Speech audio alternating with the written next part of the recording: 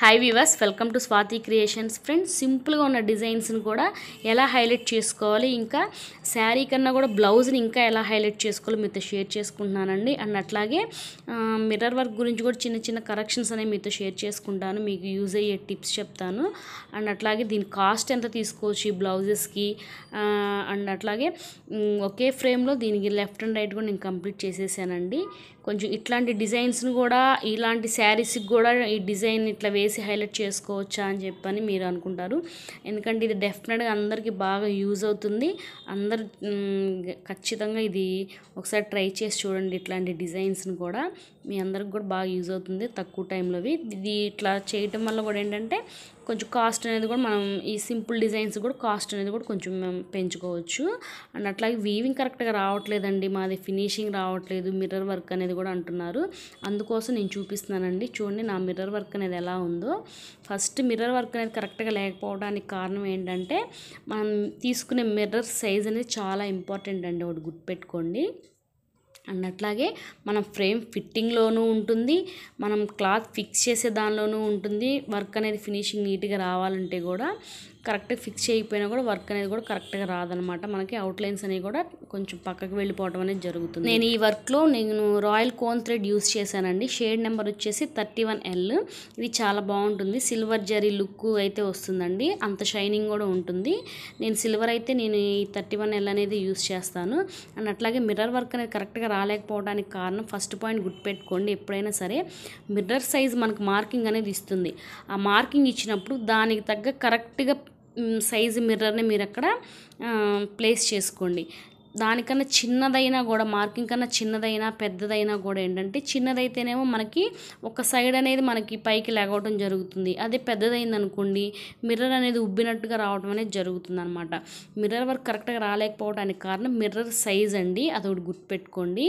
And అట్లాగే right side మనకి ఇక్కడ హ్యాండిల్ అనేది మనం ఫిక్స్ చేస్తాం అన్నమాట. హ్యాండిల్కి మనం ఫ్రేమ్ అనేది అలా ఫిక్స్ చేసినప్పుడు మనకి ఈ సైడ్ అనేది కొంచెం లూజ్ రావటం వల్ల మనకి ఈ సైడ్ కొంచెం ముడత అనేది రావటం, వర్క్ అనేది కరెక్ట్గా మనకు కనిపించే ప్లేస్ అనమాట, అది అక్కడ కరెక్ట్గా రాలేకపోవడం జరుగుతుంది. అలా రాకుండా ఉండాలంటే ఇట్లా గుండు సూది కానీ పిన్తో కానీ కొంచెం క్లాత్ని కరెక్ట్గా పెట్టుకొని వర్క్ ఫ్రేమ్ ఫిట్ చేసుకున్నప్పుడే అట్లా గుండు సూది ఒకటి హ్యాంగ్ చేసుకోండి, మనకు ఆ సైడ్ వర్క్ అనేది కూడా చాలా కరెక్ట్గా వస్తుంది. అండ్ అట్లాగే సైజుకి తగ్గ మిర్రర్నే తీసుకోండి, అప్పుడే మనకి చూడండి ఇది ఎంత న్యాచురల్గా ఉందో ఈ వర్క్లో మిర్రర్ స్టిచ్చింగ్ అనేది కూడా.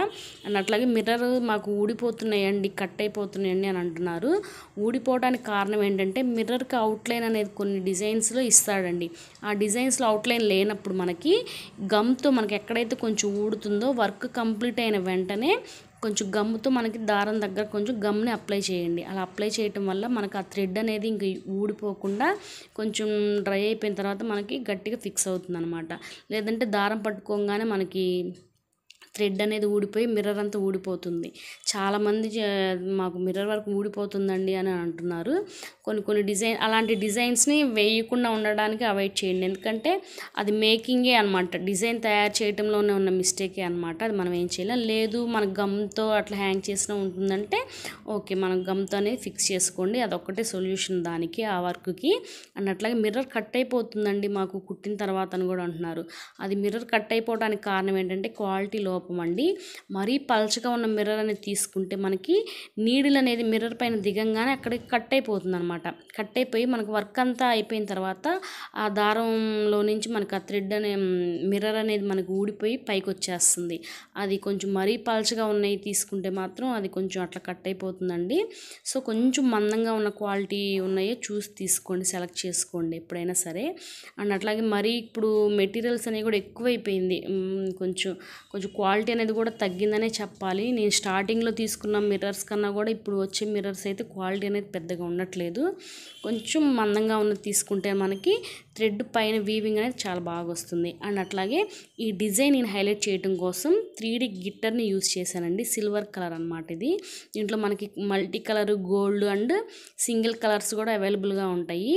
నేనైతే మల్టీ, గోల్డ్, సిల్వర్ అయితే నేను కంటిన్యూషన్గా యూస్ చేస్తూనే ఉంటానండి నా వర్క్లో, ఎందుకంటే డిజైన్స్ హైలైట్ అవుతాయి, చాలా బాగుంటుంది.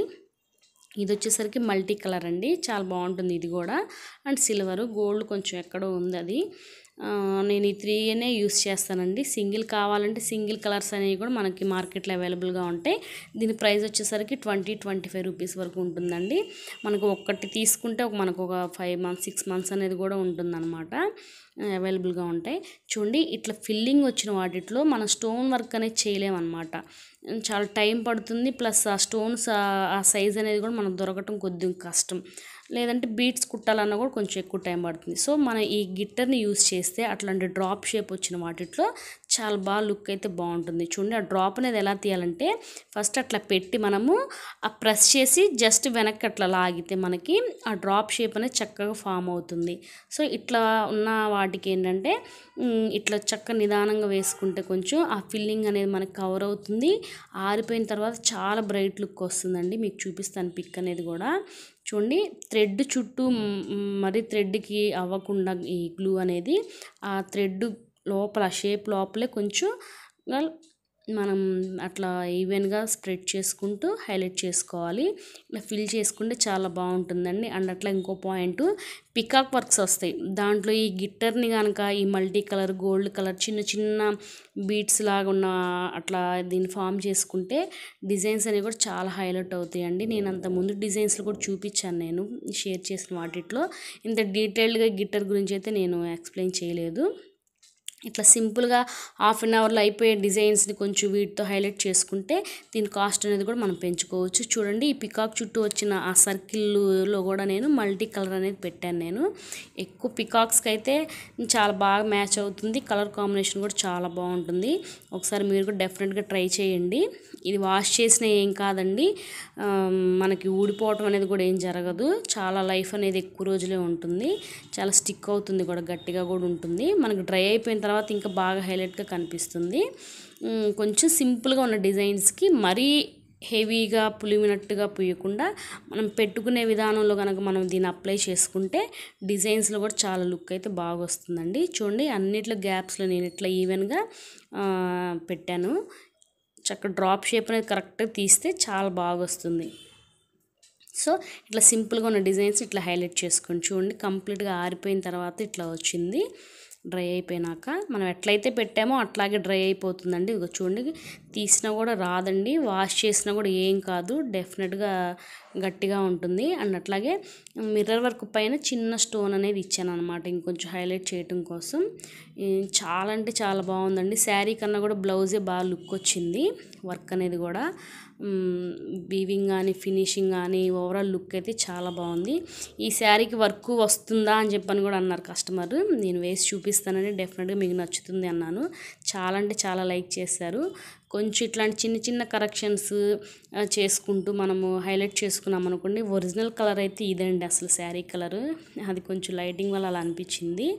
ఇట్లా హైలైట్ చేసుకున్నామంటే మాత్రం డిజైన్స్ అనేవి కూడా కొంచెం మనం తక్కువ టైంలోనే కొంచెం మనకి మనీ అనేది కూడా చక్కగా అరేంజ్ చేసుకోవచ్చు. చాలా బాగా వచ్చిందండి. చూడండి శారీ వచ్చేసరికి మనకి అట్లా శారీ అంతా గిట్టర్ ఇచ్చాడనమాట. సో నేను ఇక్కడ బార్డర్ హ్యాండ్ బార్డర్ వచ్చింది కాబట్టి బుట్టీస్ని నేను ఎల్బో హ్యాండ్గా క్రియేట్ చేసి వేశాను. బ్లౌజ్ తక్కువ ఉండటం వల్ల కొంచెం జాయింట్ అనేది హ్యాండ్ దగ్గరగా వేయడం జరిగింది. ఓవరాల్గా స్టిచ్ చేసిన తర్వాత బ్లౌజ్ అయితే ఇట్లా వచ్చింది. సింపుల్గా ఇట్లా ఎల్బో హ్యాండ్ కూడా క్రియేట్ చేసి వేసుకోవచ్చు అండి, హైలైట్ చేసుకోవచ్చు. హ్యాండ్కి సిల్వర్ పైపింగ్ అనేది వేయించాము. అండ్ దీని కాస్ట్ వచ్చేసరికి 800 ఛార్జ్ చేశానండి నేను.